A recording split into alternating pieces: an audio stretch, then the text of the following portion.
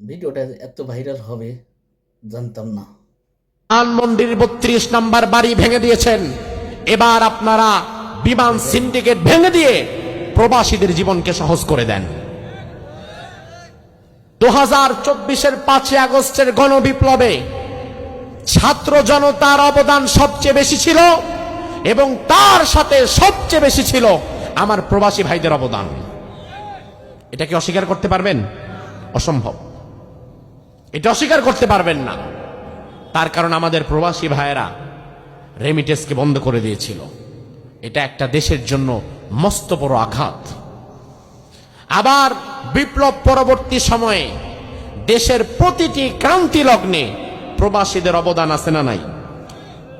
আজ প্রবাসীদের জীবনকে আপনারা দুর্বিষহ কষ্টের মধ্যে ফেলে দিয়েছেন।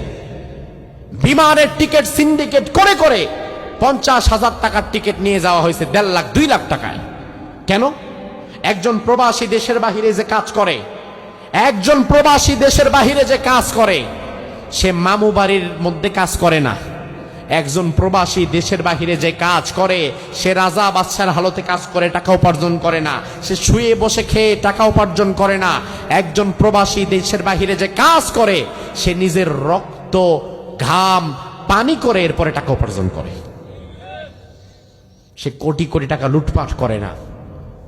সে কোটি কোটি টাকার লুটপাটের সাথে জড়িত না। সে ভুয়া রাজনীতি করে পয়সা কামায় না। সে পরিশ্রম করে মাথার ঘাম পায়ে ফেলে পয়সা কামায় একজন প্রবাসী। ওই প্রবাসী কেন 2 লাখ টাকা দিয়ে টিকিট কিনবে?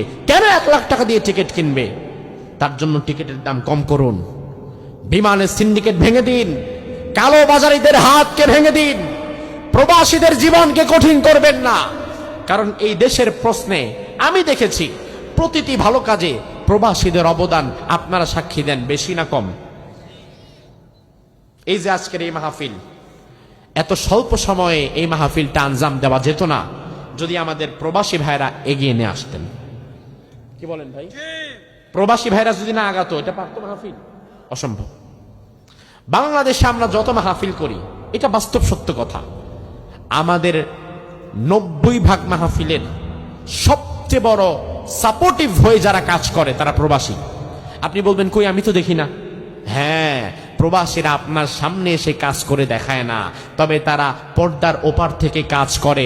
তারা কাজ করে বলেই আজকে আমি আপনারা এখানে বসে আসতে পেরেছি। প্রবাসীরা কাজ করে বলেই আজকে এখানে আমরা বসতে পেরেছি।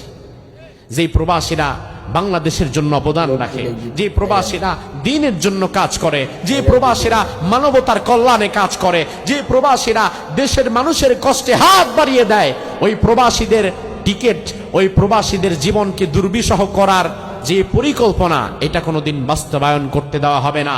বরং আমাদের দাবি হচ্ছে আপনারা অতি শীঘ্রই বিমান সিন্ডিকেটকে ভেঙে দিয়ে আমার প্রবাসী ভাইদের জীবনকে সহজ করে দেন। এই দাবির সাথে কি আপনারা একমত? এই দাবির সাথে কি আপনারা একমত? কারণ প্রবাসী বাঁচলে বাঁচবে বাংলাদেশ, আর প্রবাসী মরে গেলে, প্রবাসী যদি ধ্বংস হয়ে যায়, ধ্বংস হয়ে যাবে বাংলাদেশ। ঠিক কি না? এই কথাগুলো আল্লাহ তাআলা দায়িত্বে যারা আছে তাদেরকে বোঝার তৌফিক দান করুক বলি।